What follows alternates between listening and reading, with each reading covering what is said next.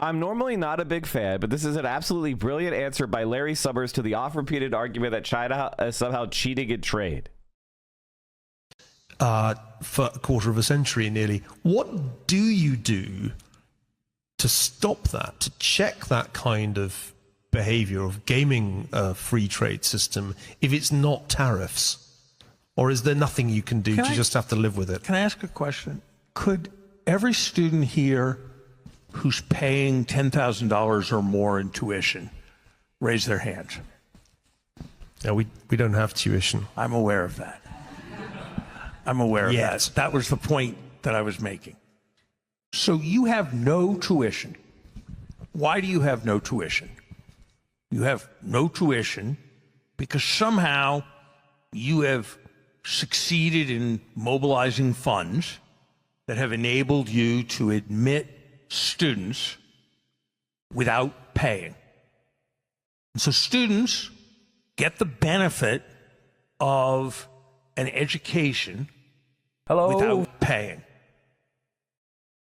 Do you think that if the University of Texas or Harvard or Rice called this an unfair practice because it put them at a competitive disadvantage, that would be a reasonable thing? Or do you think that it's a good thing that you're able to provide free college educations, and it would be even better if more people could provide free college educations? I kind of have the latter view. So if China wants to sell us things at really low prices, and the transaction is we get solar collectors that help make there be less global climate change, or we get batteries that we can put in electric cars, and we send them pieces of paper that we print. This is exactly what I just said. Like, he's just saying what I said. This is Larry Summers just saying what I said a couple days ago. I guess he saw my tweet, which was, let me see if I can find it. I might have to scroll.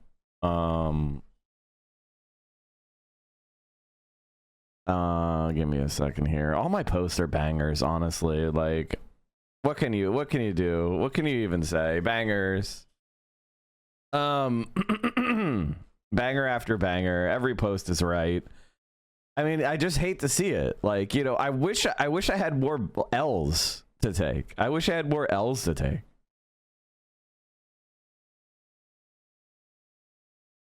Fuck. Where is it? Maybe did I scroll past it? Shit.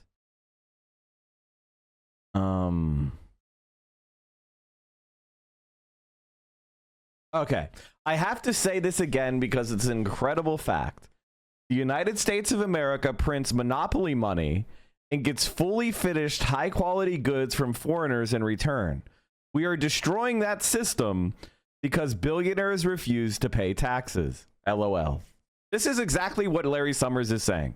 He's saying that we have created a world system where the United States of America prints at will dollars, and foreigners want those dollars, and so they give us really nice shit for it. It's not like we had to go mine the dollars out of the ground, out of some sort of dollar mine. We just make them up. In fact, we don't even print them. Printing is an analogy.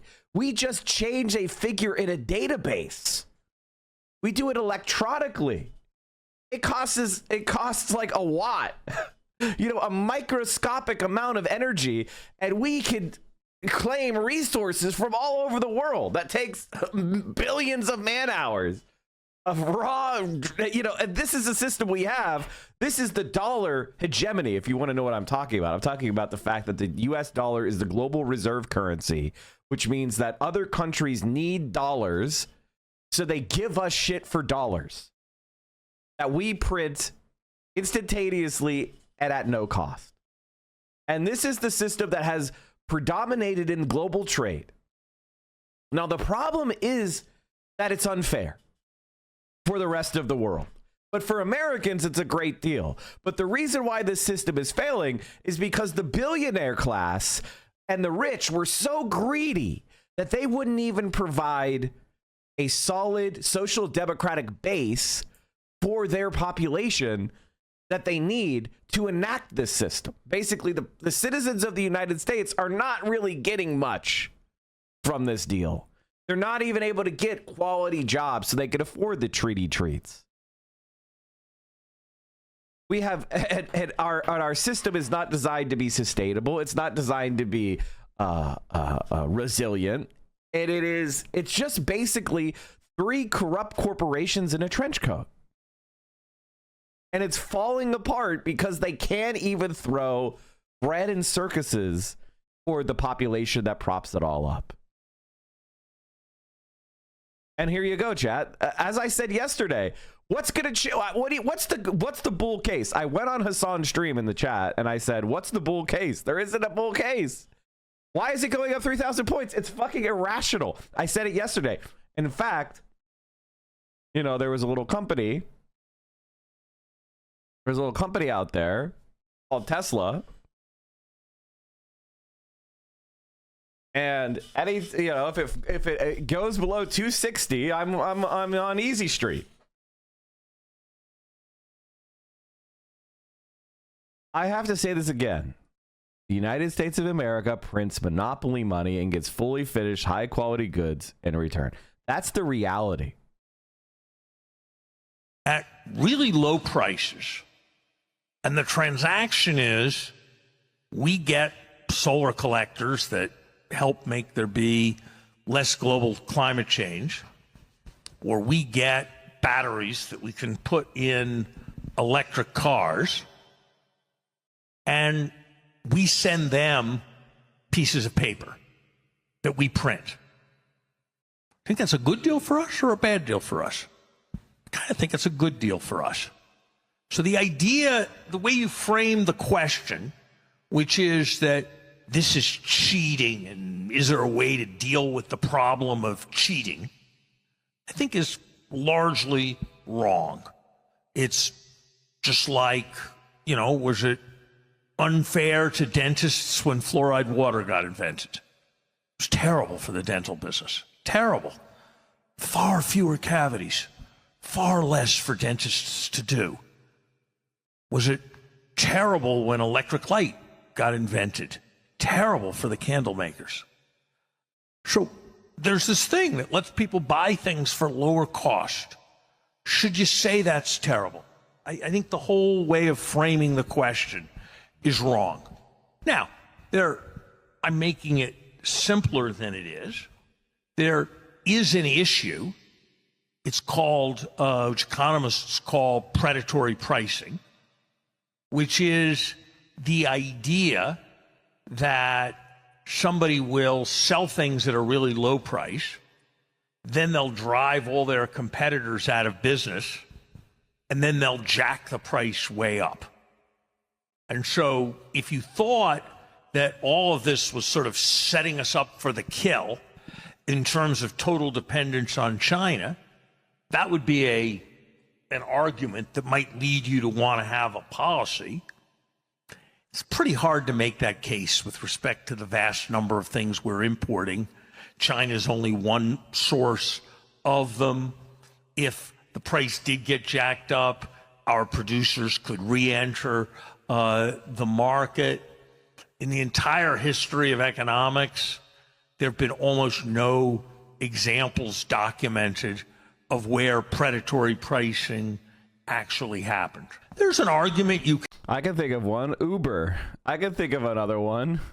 Standard Oil. Can make that is about dependence, perhaps with respect to really sensitive technologies. We don't want to depend on China because then they might cut us off and their government might take control, and that might be bad for our national security. And there are a lot of things to do about that. We should stockpile more things than we do. There are probably some areas like semiconductors where we should be investing in developing domestic capacity. But that's not an argument that because they're making something available cheap, it's cheating, and you should have a policy. So I'd reject the entire way in which you framed the question. Actually, And like, the reality is that China is operating according to the logic that the international trade system had. The only reason that Americans and Westerners are mad about it is because China didn't do the standard development model of getting trapped at $1 an hour labor. China has, they started out as a sweatshop and they're ending up as a world superpower because they kept raising the standard of living of their workers. They kept moving those goalposts. They didn't just get their workers at $1 an hour and then put fucking secret police on them to never be able to improve their conditions. It was every year your position is going to get better. And if that's not happening, then we're making mistakes. That's the standard that they've judged themselves by. And the United States is realizing like, oh, now China's power is greater than our own. And so they've decided to declare war on China. It is an attempt through a trade war to keep America at the top. It has nothing to do with fairness. It has to do with who's at the top. There was a really good thread by this account on China's development. I wanted to read it because here it is. Wait, this is not it. This is her commenting on the thread. Fuck. Where is it? Let me see here.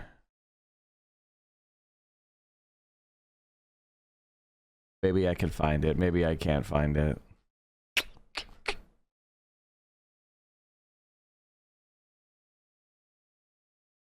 I might have scrolled past it. Anyway, at my work, we are looking at heating elements, and the company in China makes them cheaper, faster, and better than the current ones we use. Even with 125% tariffs, it's worth buying. That's some real I mean, that's crazy.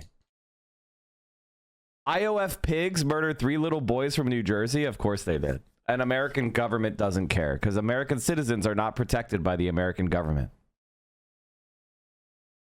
White House clarifies that Trump tariffs on China now total 145%. And guess what? Congratulations, chat. Congratulations.